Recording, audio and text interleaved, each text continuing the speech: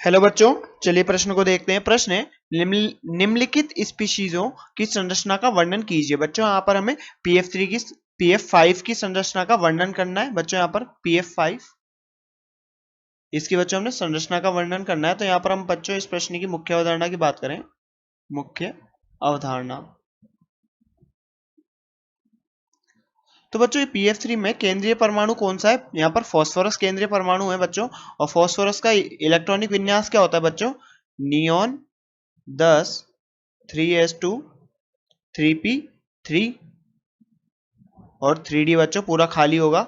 ये s, ये p और ये d पूरा खाली है।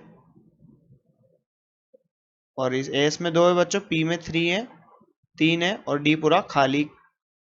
अब बच्चों यहाँ पर बात करें फास्फोरस की। फास्फोरस p5 के साथ संरचना बना रहा है। तो बच्चों यहाँ पर pf5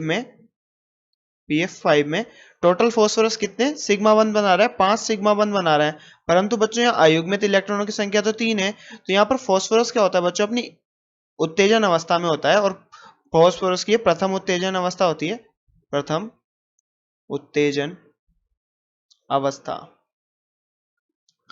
और प्रथम उत्तेजन अवस्था में बच्चों क्या होता है? यहाँ पर जो एस में जो इलेक्ट्रॉन है बच्चों, वो डी कक्षक में चल जाता है, डी उपकोष में। और क्या होता है बच्चों? यहाँ पर 5 अयुग्मित इलेक्ट्रॉन हो जाते हैं। यहाँ तो 3 अयुग्मित इलेक्ट्रॉन है जो क्या है? अयुग्मित है। फिर बच्चों जब ये प्रथम उत्तेजन अवस्था में आता है तो ये कुछ इस प्रकार 5 अयुग्मित इलेक्ट्रॉन रखता है बच्चों।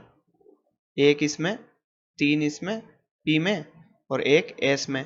तो बच्चों 3s1 3p1 3d1। तो बच्चों यहाँ पर पांच अयुग्मित इलेक्ट्रॉन है, 1 2 3 4 और 5। तो बच्चों ये मिलके यहाँ पर कौन सा संकरण बनाते हैं? sp3d का sp3 संकरण।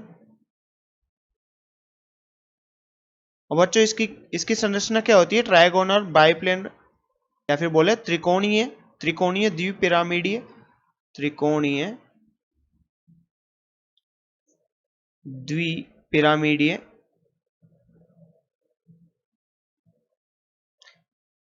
Trigonal bipyramidal. इसे इंग्लिश में क्या बोलते हैं बच्चों? Trigonal bipyramidal.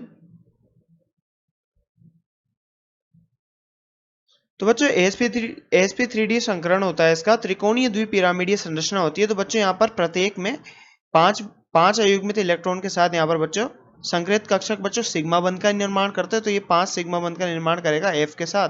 और प्रत्येक अयुग्मित इलेक्ट्रॉन के साथ बच्चों यहाँ f क्या बना रहा है? फ्लोरीन क्या बना रहा है? अयुग्मित इलेक्ट्रॉन के साथ सिग्मा बंध बना रहा है। और इसकी संरचना की बात करें बच्चों तो किस प्रकार इसकी संरचना हो रही है? तो बच्चों ये फास्फोरस और फास्फोरस के ऊपर ये फ्लोरीन, नीचे फ्लोरीन और एक फ्लोरीन इधर, 2 फ्लोरीन इधर।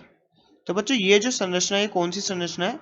ट्राइगोनल बाइपिरामिडल, जिसे हम त्रिकोणीय द्विपिरामिडीय भी बोलते हैं, क्योंकि बच्चों ये 2 पिरामिडों की समान संरचना बनती है कुछ इस प्रकार। इसकी ऐसा प्रतीत होता है कि यहाँ पर 2 पिरामिड उपस्थित हो, एक पिरामिड ऊपर और एक पिरामिड नीचे।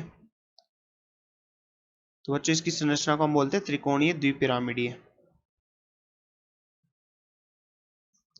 द्विपिरामिडीय। और ये किसकी संरचना है बच्चों? pf5 की। और इसकी संरचना का बच्चों हमें वर्णन करना था।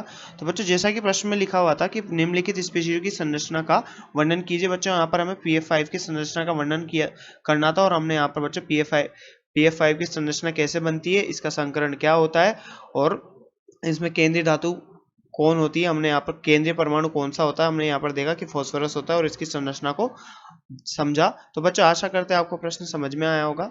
धन्यवाद।